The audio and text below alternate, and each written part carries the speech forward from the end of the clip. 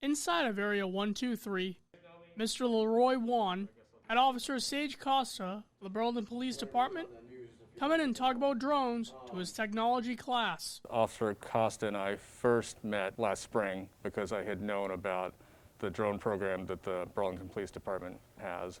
And essentially, we just kind of emailed back and forth. So he did a really good presentation with a group of seniors that were doing their senior internship and were interested in learning about drones, possibly getting their drone license. And then when Stephen Papagno had said that he knew Officer Costa, I figured maybe this will be a good opportunity for Stephen to interview him. And then I guess one thing led to another. Then it became maybe he could actually come in and talk to the class. It's good to talk to the students about, drones in general and in drones with the police department. It's always good to get exposure out there. We're not trying to hide anything. So, drones are for good, and that's what we like to try to advertise.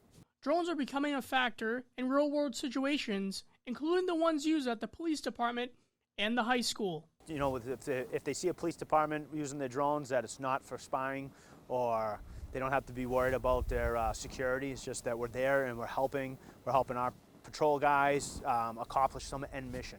If it's search and rescue, if it's a fire scene, if it's a hazmat scene, we're just looking to assist. We're a support unit. We're not leading the charge. We're up there to support the guys that are on the ground.